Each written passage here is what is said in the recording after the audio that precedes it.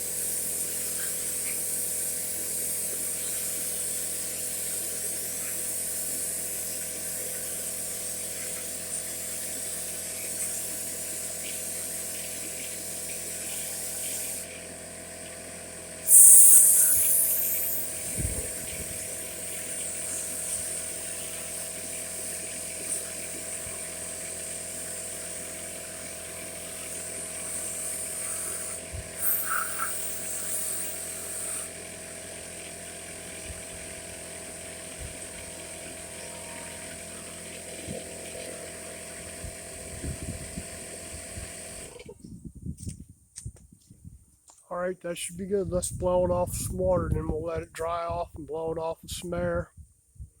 And then probably glass bead chambers. Later on, I guess I'll probably, since I'm being a nice guy and doing this anyway, I'll probably pick up some paint tomorrow. Paint this thing back a nice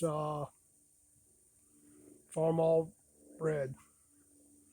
Let me get the soap off of this thing.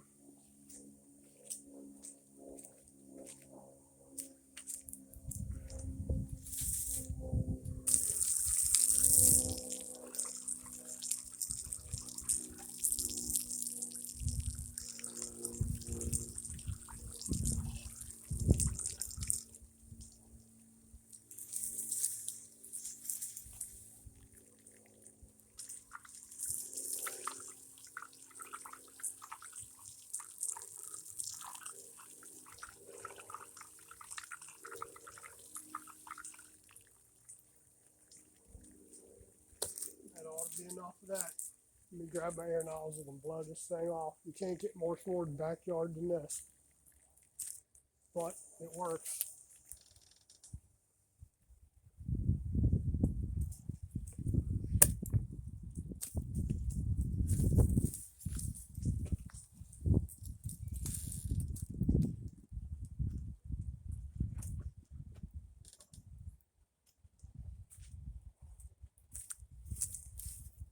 I'll tell you what, this low pressure gun right here, I've had this thing probably 40 years now, something like that, 38 years maybe, somewhere in there. I haven't used it for probably the past 15 years, and working on the pressure washer I need a pump for, and it's not done yet, so just grab this thing and use it. It still works. It's not like it's really got any internal moving parts. It's just a suction gun. You pull, blows air through it, and air sucks it up through the hose there, or whatever you're using. Used to use it with Varsol and other stuff. You can use it with diesel fuel. You can use it with waste oil mixed with diesel fuel. It depends on what you're trying to do.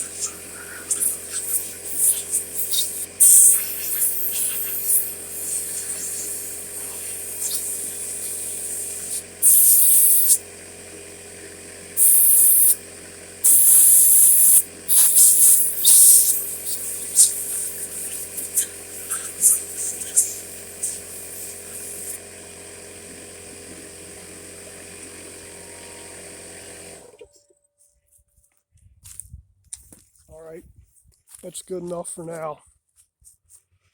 Let it dry off the rest of the way and probably blow it off again and glass beat it, sandblast it, whatever you want to call it, soda blast, whatever.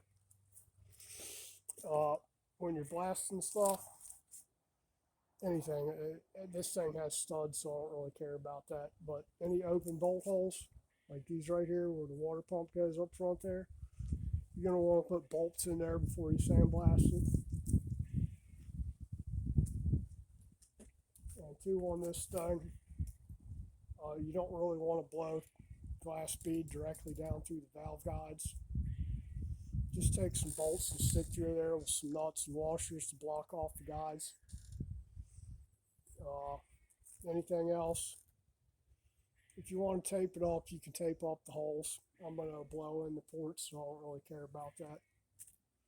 But you want to get all the old gasket material off, so you don't have to scrape it. So go ahead and blast those areas. You can blast the valve cover gasket area and the head gasket area too. And then, of course, clean it completely when you're done. When I'm done blasting, I'll blow it off with the air gun through every orifice I got in there. And then probably wash it in that bucket of diesel fuel again. Then blow it off 3 or 4 times again with purple power and water with the air nozzle attached to it, and then rinse it off with water. And usually with any machine parts, I'll wash them in hot soapy water and then blow them off again. You want it as clean as possible. Blasting really isn't the best way to do it, but it's what I got. I mean, really, ultimately, you'd want to use like walnut shells on it, but I'm in the backyard. I'm not spending 3 times the money to buy walnut shells or soda as I am to using this glass bead, which works good for me and has worked good for me for 38 years, for almost 40 years, but never a problem. You just want to be careful with your machine parts that everything's perfectly clean. When you get done cleaning, you want to run a bore brush through all the guides, really good, hot soapy water. I mean, scrub the hell out of them. You don't want any glass, sand, silica, dust, walnut shell, soda, whatever left anywhere in this thing. You're going to get the majority of it out, blowing it off, and then wash it 3 times, at least 3 times. Like I said, hot soapy water does the trick. And before, I always had a blast cabinet before. Everywhere I've worked, I've had a hot water cleaner solution. Set the timer on it, throw it in there, and it blasts whatever carbon, dirt, sand, whatever off of it. But that's about it for this one. Before I go, let me show you how these valves fit in here.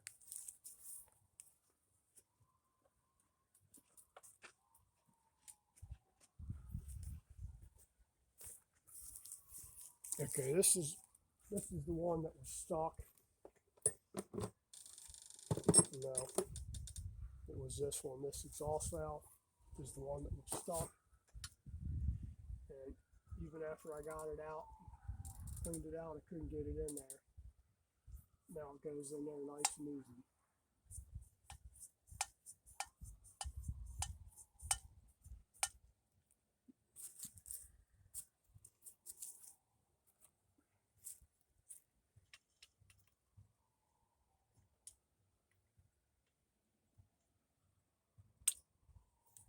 Just like that intake does.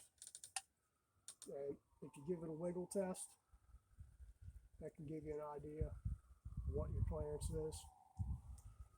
That one's actually, that intake's pretty good. I can tell you right now, without even measuring it, that's probably 2,000ths clearance, which is good for that.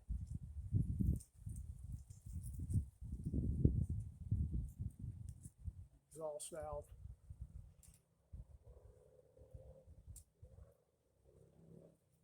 Still got some carbon left in there, but it's not bad.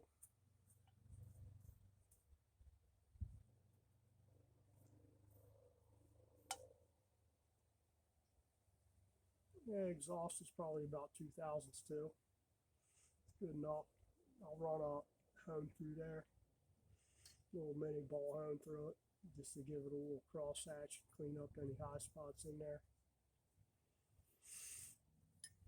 But it's in there nice and easy. That's just before I did these, before I polished out the edges here, you couldn't even get it in there. So high spots on the valve there around the keeper groove.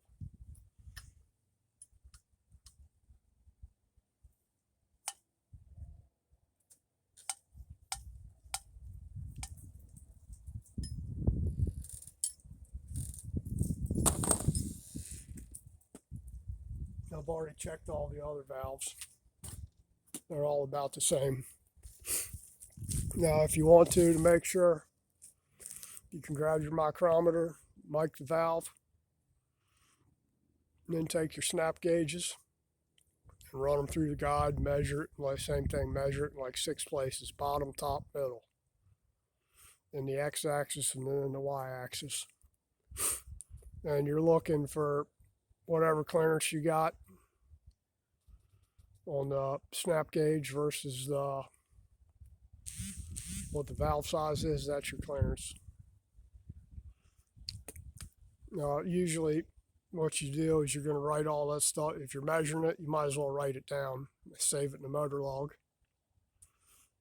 write it on a work order, give it to the customer, keep it for your own personal knowledge, whatever, so you'll know. I'm not going to go all over that in this video since I've already checked these valves, and I've done enough of them to know that they all feel all right.